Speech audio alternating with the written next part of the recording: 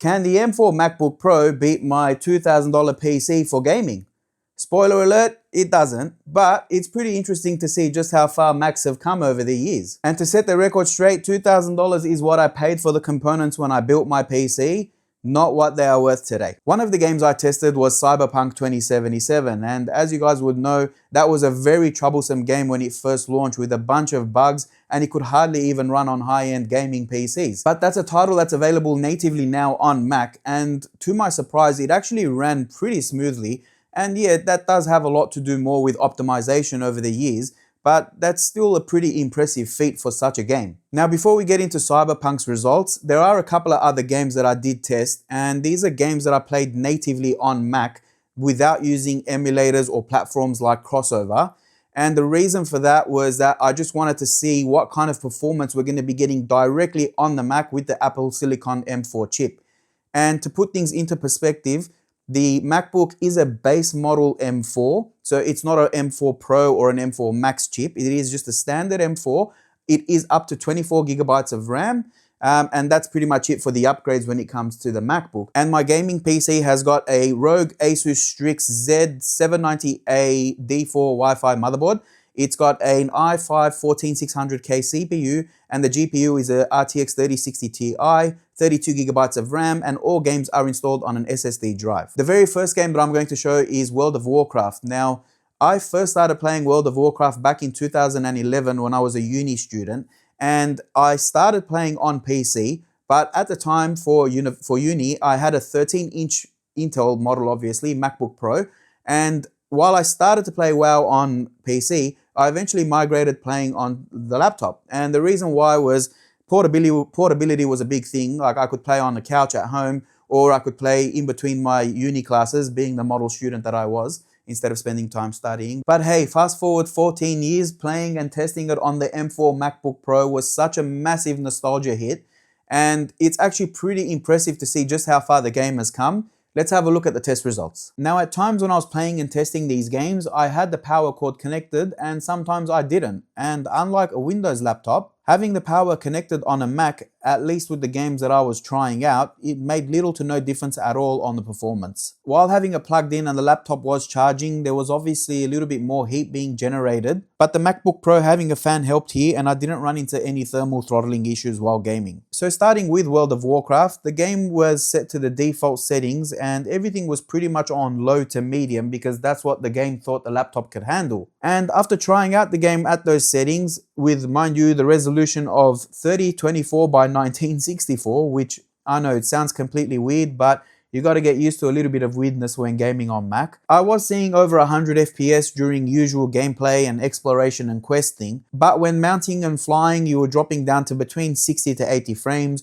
or the same thing when you were in populated areas or running some dungeons. Bumping the settings slider up to a number 7, which sets pretty much everything up to high settings, I was seeing between 60 to 80 frames, which dropped to about 30 frames during flights. And in dungeons, it actually performed relatively well, like it was fluctuating again between 60 to 80 frames. Some instances where, you've got a lot of spellcasters or a lot of graphical intense scenes, the frames were dropping between 25 to 50 FPS lows, but that was momentary and it would jump back up between 60 and 80 frames. Fan noise was starting to get noticeably louder, but gaming on a laptop comes with that territory, so it's something you just got to get used to. As for WoW on PC, with resolution set to 1440p and settings set on high to number 7 on the slider, there was pretty consistent performance with frames sitting usually somewhere around 80 to 100, just depending on where you were and what you were doing while playing, and that dropped to about 70 frames while flying around. While doing dungeon runs, I saw a fluctuation which was pretty big. It was somewhere between 100 to 100 FPS, again just depending on the scene and how graphically intensive things got, just depending on the number of spellcasters that were in the run. And when setting everything to max setting on the PC to number 10 on the slider, with pretty much everything going to Epic and Ultra, general gameplay was closer towards 70 to 80 frames, and dungeons were pretty much between 50 to 60, which was still playing pretty smoothly, to be honest. It didn't really have any kind of lagging issues or anything as such, or any spikes. And look, for a game like WoW, you don't really need to have it set all to ultra settings, but it's pretty interesting to see how it performs when you do. Jumping over to Mafia 3, resolution of 1512 by 982, which was the max resolution available. Game settings were all set to high settings. Performance-wise, the game was okay. It didn't have any kind of lags or spikes or any issues or any crashing or anything like that. It was pretty smooth. Seeing a consistent 30 to 60 frames, which was identical to playing a game on a console, I guess, so no issues there. Fans were constantly running to help manage heat, which was a good thing. Didn't want to see any kind of thermal throttling issues. But graphically, if this was what I was to expect for games for Macs moving forward, like coming from WoW, the very first game testing was Mafia 3.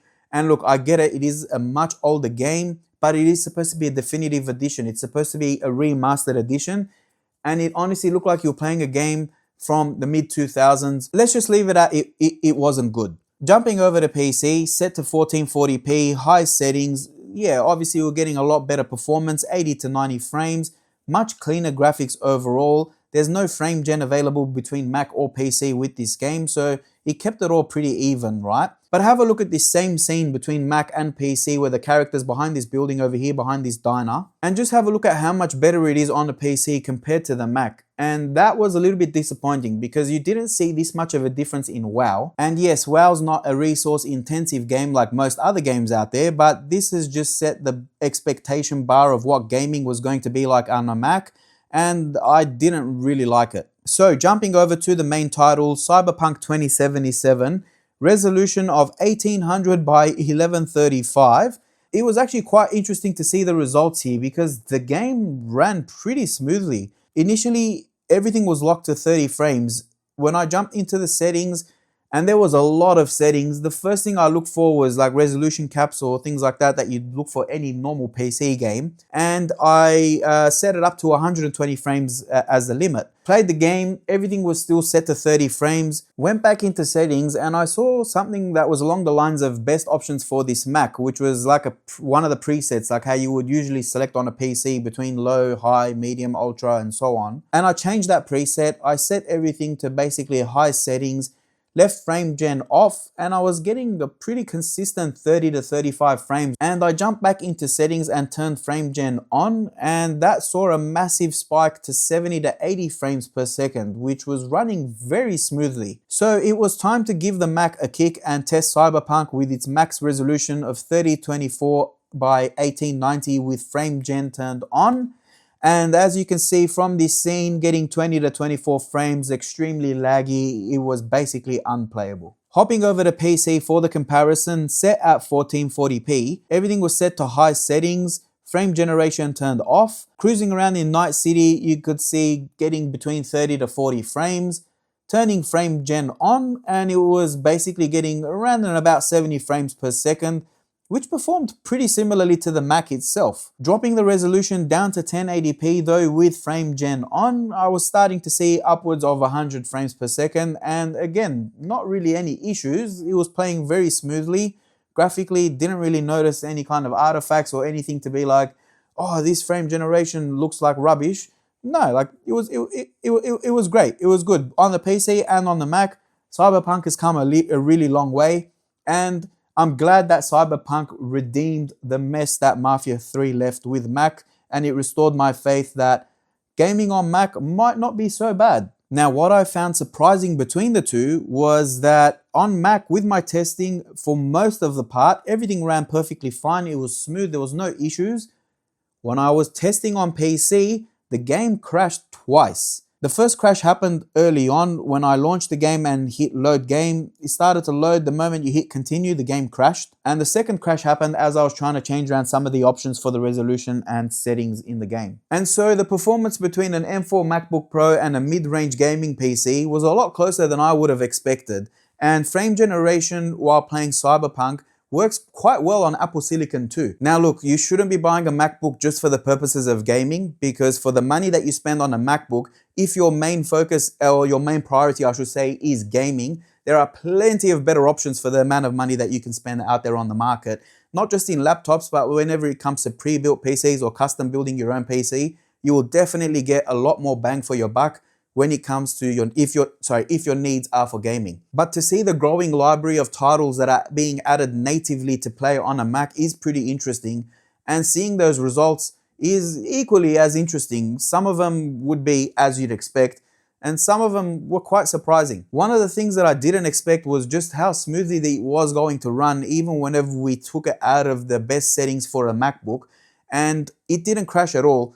The moment that I tested it out on PC and I was playing for a couple of hours, I ran into 2 crashes, which I showed you guys as well. Yeah, I honestly didn't expect it to run that well on Mac. I thought World of Warcraft was going to be a no-brainer. It's not really a graphically intense game.